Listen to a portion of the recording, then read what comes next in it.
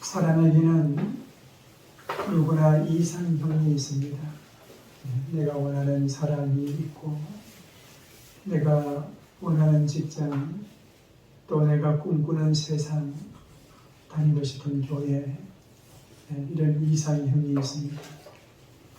근데 이것은 말 그대로 이상이지, 이 세상에 영원히 변하지 않는 그런 이상형은 없습니다. 사람도 그렇고 조직도 그렇고 이 세상도 마찬가지입니다. 그러면 교회는 어떨까요? 교회도 이 세상에 존재하는 한 완전한 교회는 없습니다. 완전한 교회가 있는 것이 아니라 완전한 하나님만 있습니다. 제가 전도하다 보면은 교회가 뭐 그러냐고, 교회 다니는 사람이 뭐 그러냐고 그런 이야기 하는데, 여러분, 교회가 그래요. 교회는 의인들만 모이는 곳이 아니라 죄인이 와서 하나님 믿고 의롭게 되는 곳이 교회입니다. 교회라고 완전하지 않습니다. 완전한 교회가 있는 것이 아니라 완전한 하나님만 있습니다. 성경에 보면은 이 교회가 여러 교회들의 이름이 나옵니다. 그 교회가 다 완전한 교회가 아니에요. 불완전한 교회가 완전하신 하나님을 쫓아가는 겁니다. 이 세상에 이상형의 교회는 없지만, 그럼에도 불구하고 우리가 닮고 싶은 이상형에 가까운 교회가 있습니다. 그 교회가 바로 오늘 본문에 나오는 안디옥 교회입니다. 여러분, 이 안디옥 교회는 어떤 교회일까요? 무엇보다도 이 안디옥 교회는 자신을 드러내지 않는 교회입니다. 오늘 말씀 19절 말씀을 한번 봅니다. 그때에 스데반의 일로 일어난 환난으로 말미암아 흩어진 자들이 베니게와 구브로와 안디옥까지 이르러 유대인에게만 말씀을 전하는데, 여기 안디옥이 나옵니다. 이 안디옥은 지금 터키 남쪽에 있는 조그마한 도시입니다. 작지만 지중해 해안에 위치해 있는 아름다운 도시였습니다. 이 도시에 역사적으로 이방인 도시로는 처음으로 교회가 세워집니다. 그런데 재미있는 것은요, 이 교회를 세운 사람의 이름이 알려지지 않는다는 겁니다.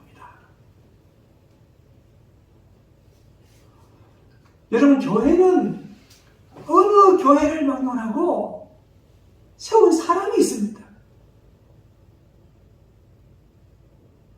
그렇잖아요. 누군가가 세웠을 것입니다. 어떤 교회는 그 주춧돌에다가 교회 창립일과 창립자 이름을 새겨넣기도 합니다. 그런데 이방인 첫 교회 안디옥 교회는요, 창립자가 없습니다. 20절 말씀을 보세요. 그 중에 구브로와 구레네 몇 사람이 안디옥에 이르러 헬라인에게도 말하여 주 예수를 전파하니. 여기 보면 그냥 구브로와 구레네 몇 사람이라고 말합니다. 몇 사람이 누구입니까? 몇 사람이라고 했으니 한 사람은 아닐 것입니다. 그죠? 한 사람은 아닐 것입니다. 그렇다고 이름도 없습니다. 그냥 몇 사람이라고 그렇게 기록되어 있습니다. 여러분이 사도행전을 누가 썼습니까? 누가 썼어요? 의사인 누가가 썼습니다. 이 누가는 의사로서 누구보다도 치밀하고 아주 분석적인 사람입니다. 이 누가가 이 신약 성경에 아주 중요한 두 책을 썼죠. 누가복음과 사도행전을 썼는데 그냥 쓴 것이 아닙니다. 치밀한 정보와 자료를 통해서 쓴 것입니다. 그런데 이런 누가도 이 안디옥 교회를 처음 세운 사람의 이름을 모르고 있습니다. 그냥 구브로와 구레네 몇 사람이라고 이렇게만 쓰고 있다는 것입니다. 이런 웬일일까요? 안디옥 교회를 세운 사람이 정말로 없었다는 말입니까? 아마 누군가가 세웠을 것이에요. 그런데 그 누군가가 누구인지를 모른다는 것입니다. 이렇게 치밀하고 분석적인 이런 사람도 모른다는 거예요. 아마도 유대인 그리스도인 중에 구브로와 이 구레네에서 온 몇 사람이 이곳에 와서 처음 전도를 했을 것입니다. 그들은 교회를 세우기 위해서 전도를 한 것이 아니라 그냥 전도를 했고, 전도를 하다 보니까 자연스럽게 교회가 세워졌을 것입니다. 그리고 그 사람들은 이름을 기억할 만큼 유명한 사람이 아니었습니다. 이름이 알려졌으면 이 누가가 이름을 적었겠죠. 몇몇 사람이 안디옥 교회를 세웠습니다. 이것이 안디옥 교회의 처음 시작입니다. 여러분, 근데 이 하나님께서 세우신 이 첫 이방인 교회, 이 안디옥 교회가 창립자의 이름이 없다는 것, 창립자 이름을 우리가 모른다면 무엇을 의미하냐 이거예요. 이것은요, 교회는 하나님이 세우고 하나님이 움직여 나간다는 것입니다. 사람은 다만 하나님의 부름을 받고 교회를 섬길 뿐이에요. 목회자든 평신도든 교회에서는 사람이 나타나서는 안 됩니다. 그냥 구브로와 구레네 몇 사람이면 되는 거예요. 굳이 누가 개척했다, 누구의 교회다, 내가 이 교회 개척 멤버다, 내가 누구다, 이렇게 말해서는 안 된다는 거예요. 어떤 사람은 장로교회라고 하니까 장로가 교회 주인인 줄 압니다. 또 장로들도요, 이 피대 교육을 제대로 받지 못한 장로는요, 실제로 그런 줄 알아요. 그래서 장로 구실은 안 하고 장로 행세만 하잖아요. 자기가 주인처럼 목회자를 내쫓기도 하고 그냥 내 편, 네 편 만들고, 그래가지고 교회들이 문제가 생기는 거 얼마나 많은지 몰라요. 여러분, 교회의 창립자는 하나님이시고 하나님이 홀로 교회의 주인인 줄로 믿으시기를 바랍니다. 이렇게 해서 안디옥 교회가 세워졌어요. 이름 없는 몇몇 사람에 의해서 세워졌습니다. 그런데 이 몇몇 사람은 피난민들입니다. 흩어진 자들이라는 거예요. 오늘 말씀 19절 다시 보면, 그때에 스데반에인도 일어난 환난으로 말미암아 흩어진 자들이, 그렇게 말하고 있습니다. 피난민들입니다. 이 피난민들은 이 쫓겨난 자고 빼앗긴 자들입니다. 이 사도행전을 보면은, 사도행전은 성령 행전이고 교회 행전이다 합니다. 성령 받은 사람들이 어떻게 교회를 세워나가는가, 하나님의 도우심으로 교회를 세워나가는가, 이걸 기록한 책이 사도행전이에요. 그 사도행전 7장에 보면은 스데반 집사가 돌에 맞아 순교합니다. 그리고 8장에 오면은 그 일로 인해서 예루살렘에 큰 핍박이 일어나게 됩니다. 그 핍박을 피하여 사람들이 여기저기 흩어졌습니다. 그 흩어진 사람들이 그 흩어진 곳에서 순수하게 주 예수를 전했다는 거예요. 교회가 생기기 시작한 거예요. 인간적으로 핍박은 고통스러웠지만 하나님은 핍박을 선교의 기회로 삼으셨습니다. 그래서 핍박을 받은 빌립 집사가 사도행전 4장에 보면 사마리아로 가서 전도를 했습니다. 그리고 핍박을 피해서 요바로 갔던 베드로가 사도행전 9장 10장에서 가이사랴 있는 그 이방인 고넬료에게 또 전도를 합니다. 그리고 핍박을 받고 이 국경을 넘은 사람들이 이 안디옥에 이르러서 오늘 11장에 보면 안디옥 교회를 세워나가는 것을 보게 됩니다. 핍박을 선교의 기회로 삼으신 하나님, 그리고 그 핍박을 전도의 기회로 순종한 성도들이 있었습니다. 고난은 성도를 만들고 핍박은 교회를 만들었습니다. 그렇게 해서 세워진 교회 중에 하나가 안디옥 교회입니다. 여러분, 그러면 이 안디옥 교회의 특징이 무엇일까요? 안디옥 교회는 서로 사랑하는 교회였습니다. 이 안디옥 교회가 서로 사랑하는 교회라는 것을 우리가 어떻게 알 수 있느냐? 피난민들, 이 안디옥 교회는 이름 없는 평신도들이 세웠습니다. 이 평신도는 피난민들입니다.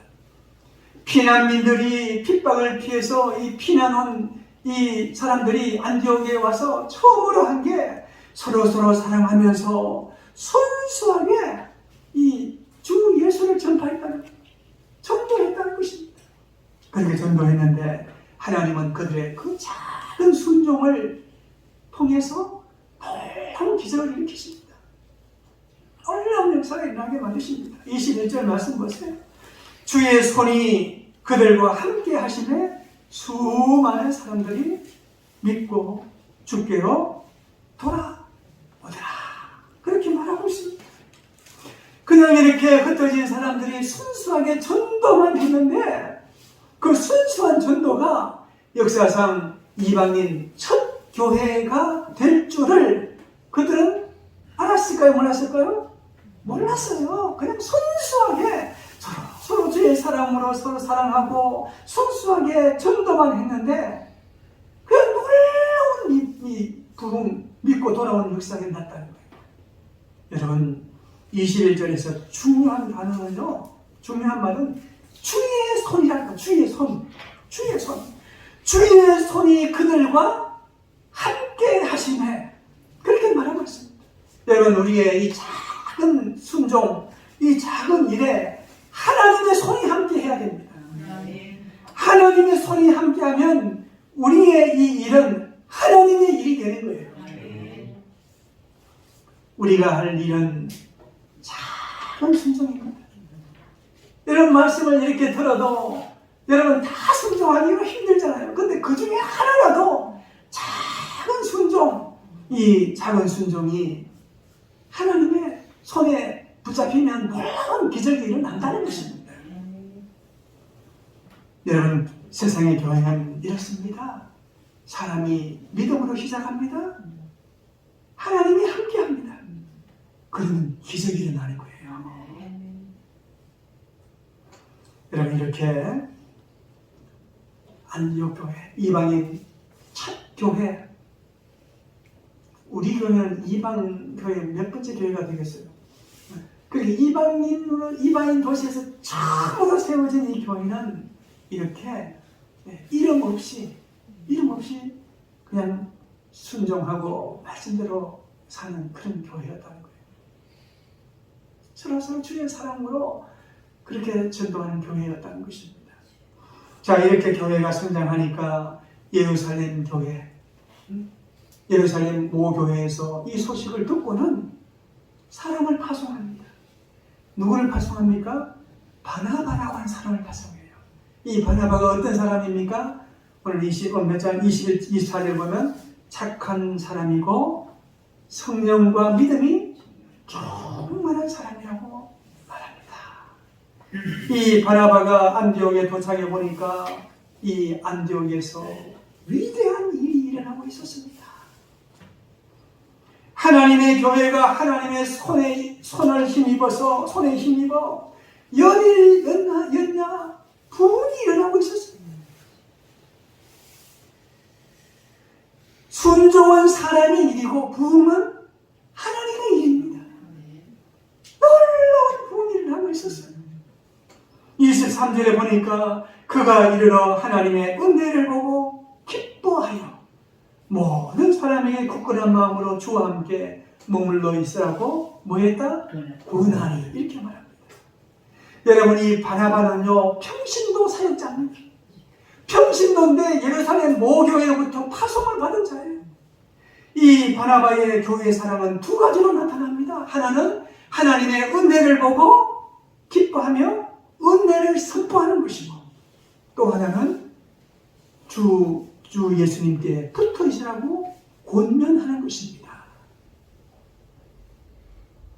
여러분, 바나바는요 정말 이 평신도인데 어떻게 교회를 잘 돌보는지 모르겠어요. 여러분, 목회자의 모든 메시지는 하나님의 은혜에 집중되어 있습니다. 목회자의 메시지가 성도들에게 무엇을 하라고 지시만 한다면 그건 잘 되지도 않고 부담만 주는 거예요. 그런데 이 바나바는 이 교회를 사랑하는 마음으로 하나님의 은혜를 선포하면서 주 예수님께 붙으시라고 권면을 권했다고 말합니다. 여러분, 바나바라고 하는 이 이름의 뜻이 뭐냐면 권면자, 위로자 이런 뜻이에요. 원래 본명은 사도행전 4장에 나옵니다. 요셉입니다. 얼마나 바나바가 교회에서 사람들을 위로해주고 권면을 잘했으면 사도들이 바나바라고 그렇게 별명을 붙였습니다. 그 별명이 이름이 된 겁니다. 이렇게 교회 안에는요 은혜를 선포하고 서로 위로해주고 권면해주는 이런 사람이 있어야 된다는 것입니다. 이 바나바는 파송을 받고 정말 이 목회자 이상의 그런 일을 지금 하고 있습니다. 저도 이 목회를 오래 하다 보니까 느낀 것이 이 성도들이 약하다는 거예요. 그걸 느낍니다. 이 젊었을 때는 왜 저렇게 순종을 못할까? 왜 저렇게 말씀대로 살지 못할까? 답답했습니다. 지금도 그런 부분이 있어요. 말씀을 전하고 말씀대로 살도록 하려고 하는 그런 부분이 있죠. 그래서 이렇게 하라 저렇게 하라 이렇게 하는데 별로 도움이 되지 않더라고요. 시간이 지나면서 보니까 정말 말씀대로 살지 못하는 사람이 바로 목회자입니다. 그래서 점점 이 말씀대로 살지 못하는 성도들이 이해가 되는 거예요. 그냥 사랑스러워요. 한 주간 동안 하나님 말씀 듣고 말씀대로 살지 못하는 것 자기도 알고 하나님도 아는데 그 교회 안 나오잖아요. 나와가지고 그만 예배 드리는 여러분들을 보면 얼마나 감사한지 몰라요. 얼마나 사랑할 수 있는 몰라요. 여러분, 이렇게 바나바의 이 교회 사랑은 은혜를 선포하고 하나님의 은혜를 선포하고 또 권면하는 이런 일로 나타났습니다. 그리고 또 하나 이 바나바의 교회 사람은요 동역자를 세웠다는 거. 동역자를 세웁니다. 25절 26절 말씀을 보십시오. 바나바가 사울을 찾으러 다소에 가서 만남에 안디옥에 데리고 와서 둘이 교회에 1년간 모여 있어 큰 무리를 가르쳤고 제자들이 안디옥에서 비로소 그리스도인이라 일컬음을 받게 되었더라. 이렇게 말하고 있습니다. 여러분 한번 보세요. 지금 안디옥 교회에 문제가 있습니까? 문제가 없잖아요. 안디옥 교회에 문제가 없이 잘 지금 부흥이 되고 있습니다. 하나님의 손을 힘입어서. 그러면 다른 사람의 도움이 필요하겠어요? 안 하겠어요? 필요 없잖아요. 그런데 자기보다 더 훌륭한 사울, 더 이 율법적인 지식이 많고 또 담에색 도산에서 하나님을 만난 영적인 체험도 있는 이 사울을 불러온다는 것입니다. 여러분, 자기보다 똑똑하고 훌륭한 사람이 오면 자기는 묻히게 되어 있습니다. 그런데 바나바는요, 그 멀리 다소까지 가서 사울을 데리고 온다는 거예요. 여러분, 비시비 안디옥에서 길리기아 다소까지 그 거리가요 430km입니다. 서울에서 부산까지 오는 그런 정도의 거리입니다. 무슨 차가 있습니까? 비행기가 있었겠어요, 그 당시에. 근데 그 먼 거리를 가서 사울을 데리고 와서 함께 사역을 했다는 것입니다. 여러분, 교회에 문제가 있어가지고 그 훌륭한 사람을 찾아가서 좀 도와달라고 하는 건 이해가 갑니다. 그런데 아무 문제 없이 주의 손에 힘입어서 부흥이 되고 발전이 되고 있는데 그 찾아간다는 건 그거 어떻게 우리가 이해해야 되냐 이거예요. 여러분, 바보짓 아닙니까? 미련한 건 아니에요. 여러분, 그러나 그렇지 않습니다. 바울은 이걸 알고 있었습니다. 혼자 하는 것도 중요하지만 함께 하는 것은 더 중요하다. 이것을 깨달은 거예요. 여러분, 저도 저 혼자 열심히 교회 일을 하는 것 이것보다도 우리가 함께 이 하나님의 일을 하기를 원합니다. 여러분, 이렇게 되기 위해서는요, 우리의 생각이 바뀌어져야 됩니다. 내가 하는 내 일이 중요한 것이 아니라 우리가 하는 하나님의 일이 중요하다. 이해가 됩니까? 내가 하는 내 일이 중요한 것이 아니라 우리가 하는 하나님의 일이 중요하다. 이런 생각이 들어야지 우리가 함께 할 수 있는 거예요. 그래서 저는요, 이 목회를 하면서 하나님, 많은 동력자들, 협력자들을 붙여달라고 그렇게 기도합니다. 내가 할 수 없어서 그런 것보다도 하나님의 교회고 하나님의 일이기 때문에 하나님을 믿는 사람이라면 우리가 함께 하기를 원한다는 것입니다. 저보다 더 훌륭한 사람도 이 사역에 함께 한다면 얼마나 좋겠나 그런 생각을 하고 있습니다. 여러분, 이렇게 교회가 이름 없이 말 없이 순수하게 전도하고 그리고 은혜를 선포하고 권면하고 위로하고 할 때요, 그때 비로소 사람들이 그리스도인이다 라는 말을 그렇게 했다는 겁니다. 오늘 말씀 보세요. 26절에 보면, 하반절에 보면 제자들이 안디옥에서 비로소 그리스도인이라 일컬음을 받게 되었더라. 여러분, 그리스도인이 뭐예요? 그리스도인은 그리스도의 사람이라는 거예요. 정말 예수 믿는 사람이라는 말을 그때야 비로소 들었다는 거예요. 저 사람 정말 예수 믿는 사람 같아. 저 사람 보면 정말 하나님이 살아계신 것 같아. 저 사람 진짜 교인 같아. 이런 말을 비로소 듣게 되었다는 것입니다. 저는 우리 교회가 이런 이야기를 듣고 싶습니다. 하나님의 은혜를 선포하고 서로서로 위로하고 권면하는 그런 교회, 서로서로 사랑하고 하나님의 은혜를 기뻐하는 교회, 말없이 봉사하고 섬기는 교회, 이런 교회이기를 원합니다. 여러분 우리 모두 우리 교회가 안디옥 교회처럼 서로 사랑하는 교회, 은혜가 넘치는 교회가 될 수 있기를 바랍니다.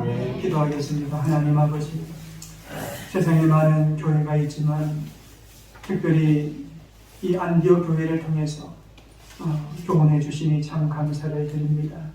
우리 유동교회도 안디옥 교회처럼 이름없이 말없이 사랑하고 섬기는 교회 되게 하시고 하나님의 은혜를 볼 수 있는 영적인 눈을 열어주셔서 은혜를 선포하고 서로서로 권면하고 위로하는 그런 주님이 기뻐하는 교회가 되게 하여 주옵소서.